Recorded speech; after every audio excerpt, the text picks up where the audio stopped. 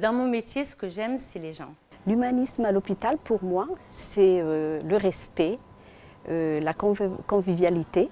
Un jour, une patiente était inquiète d'être hospitalisée. J'ai dit non, vous inquiétez pas, on est là, on est avec vous. Si vous avez besoin de parler, vous sonnez. Donc on est là pour les soutenir, pour les rassurer surtout. Ça lui a fait plaisir, elle m'a dit vous m'avez bien remonté le moral, je me sens bien pour me faire opérer ce matin. Je pense qu'à l'hôpital, il faut se mettre à la place des patients. De savoir s'il a bien dormi la nuit, s'il n'a pas eu de soucis, pour pouvoir le transmettre aux soignants. Si le patient, même s'il a des douleurs, mais il sait qu'il est entouré, il se calmera. Il aura le temps d'attendre qu'on vienne s'occuper de lui. Quand on a l'écoute d'un patient, on sait qu'en retour, on a un sourire. La bientraitance, ça va être l'écoute.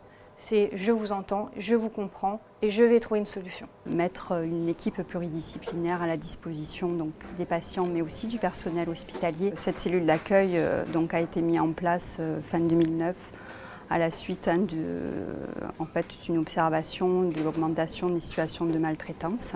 On part du principe que si le salarié est déchargé au maximum d'un poids qui peut être difficile à vivre, il sera beaucoup plus disponible au lit du patient. Moi, je suis très bien dans mon cadre de travail parce que on a une cohésion dans notre équipe, on a de bonnes relations avec les gens avec qui on travaille, que ce soit des médecins, des infirmiers, des aides-soignants, nos chefs. Quelle que soit la couleur de la blouse, quel que soit l'âge, quelle que soit la catégorie socio-professionnelle, si on met de l'âme et du cœur dans tout ce que l'on fait au quotidien, on est forcément bien traitant à l'égard de l'autre.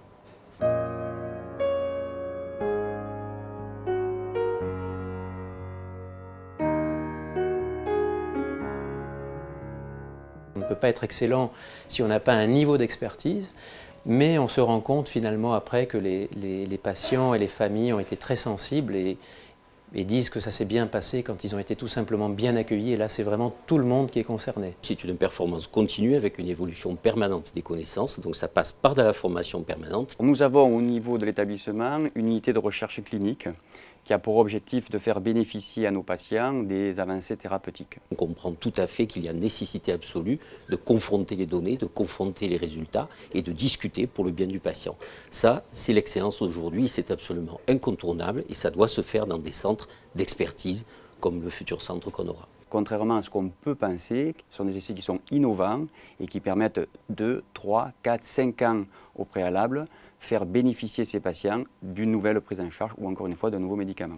Un nouveau médicament qui n'est pas sur le marché et ça, c'est une avancée thérapeutique et ça, c'est de l'exigence et ça, c'est de l'excellence. Pour moi, l'excellence, elle n'est jamais autoproclamée. En fait, c'est une conséquence et peut-être une conséquence de l'exigence justement. Lorsque l'on rentre comme externe, interne, assistant et plus, on travaille avec un patron et avec des gens qui sont nos aînés et c'est là que l'on apprend à être exigeant envers soi-même. En tout cas, l'excellence, c'est surtout les familles, les correspondants, les malades eux-mêmes qui vont la percevoir. Après, effectivement, ça peut constituer la réputation d'un médecin ou d'un hôpital. Atteindre l'excellence, à quel moment elle commence, à quel moment elle est à son zénith, je ne sais pas. Enfin, je crois qu'il faut être bon avec les gens, quoi, voilà. C'est l'homme et le matériel qui feront l'excellence et plus que l'homme encore, c'est l'équipe.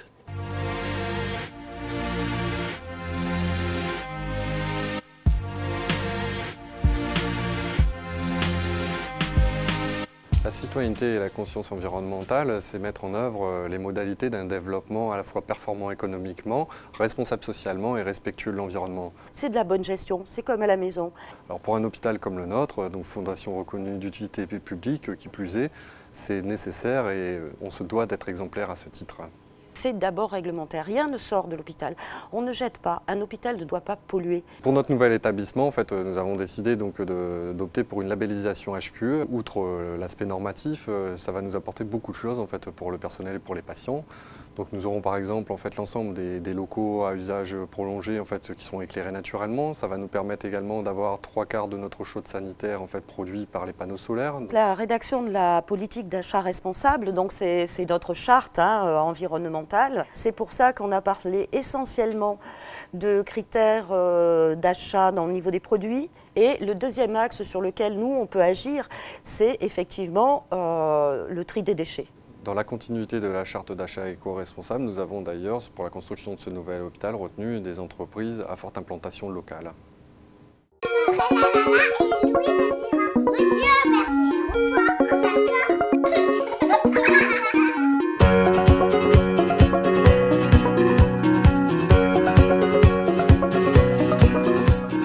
La création du laboratoire AlphaBio remonte à 1990, lorsque mon associé, le docteur Philippe Alphon et moi-même, avons été en contact avec l'équipe dirigeante de l'hôpital Ambroise Paré. On a souhaité ce partenariat avec le nouvel hôpital parce que pour Crèche Attitude, c'est une formidable opportunité d'accompagner un projet qui est un projet d'envergure pour la ville et d'offrir, il nous semble, un service de qualité aux parents. Et on imagine comme ça que peut-être on facilitera la prise en charge des patients. Des biologistes, des techniciens, des secrétaires, un plateau technique qui nous permette de répondre justement aux besoins, aux attentes des médecins et des patients, et ce, à raison de 365 jours par an et 24 heures sur 24. C'est ça aussi qui fait la spécificité de notre métier pour une biologie hospitalière de qualité. La Caisse d'épargne Provence-Alpes-Corse est un établissement régional et devenir le partenaire financier de cet hôpital est pour nous très très important. Depuis 3 ans, nous avons beaucoup échangé pour que ce projet corresponde aux valeurs que la direction de l'hôpital voulait réellement insuffler dans cette crèche et qu'elle leur ressemble. Ça fait 5 ans que nous travaillons sur ce partenariat. Je pense que pour le nouvel hôpital, déjà, c'est une carte de visite pour eux aussi d'avoir un IFSI qui est rattaché à leur établissement. C'est un vivier de recrutement pour le personnel infirmier, aide-soignant, auxiliaire de puériculture. Ça permettra, je pense, de développer la formation continue et la formation post-universitaire pour le nouvel établissement. Je pense que c'est gagnant-gagnant là pour les 2 établissements. On a opté pour 3000 m², donc qui seront nos futurs locaux dans le futur hôpital, où là aussi on aura de cesse d'améliorer la qualité du service rendu grâce à des effectifs encore plus importants, plus densifiés sur place, et un outil, donc un plateau technique, on l'espère encore plus performant. C'est une collaboration qui de toute façon est de plus en plus étroite, donc le partenariat en sera renforcé. L'hôpital a toujours été transparent avec nous, il nous a donné toutes les informations et les banquiers sont friands d'informations. Donc oui, c'est un véritable partenariat qu'on a mis en place. La Caisse d'épargne Provence-Alpes-Corse aura un engagement qui sera aux alentours de 85 millions d'euros.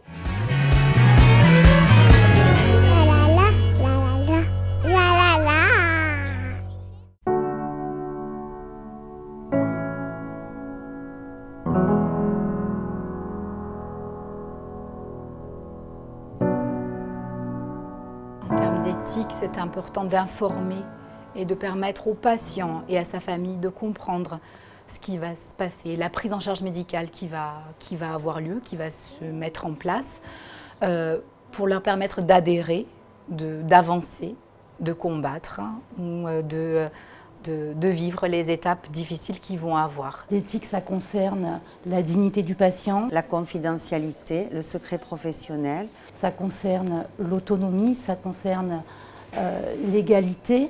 Ça veut dire qu'on ne regarde plus le patient comme le médecin qui est debout et le patient qui est couché dans son lit, et de considérer la personne non plus comme une pathologie, une maladie, mais de le voir vraiment de façon plus globale. L'accès aux soins commence par l'accès aux droits des patients. Quand on pense droit, on pense liberté, souvent il me semble. J'ai l'exemple d'un patient à qui on a remis son bordereau de directive anticipée et qui l'a rempli noir sur blanc en demandant spécifiquement à ne pas être réanimé, surmédicalisé et pas d'obstination déraisonnable. L'avantage, c'est lui qui décide de sa destinée. C'est difficile parce qu'il faut déjà pour nous le proposer et c'est pas évident. Il y a des groupes de parole où les soignants peuvent parler de leurs difficultés, de leurs ressentis, de leurs émotions à travers les prises en charge difficiles qu'ils ont pu rencontrer. L'établissement dans lequel nous travaillons est un établissement qui est à l'écoute de son personnel. Pour nous, le droit des patients, c'est forcément le droit des patients et les obligations des médecins. C'est de l'éthique du médecin, mais il y a de l'éthique partout, hein. Il y a l'éthique chez les plombiers aussi, je crois.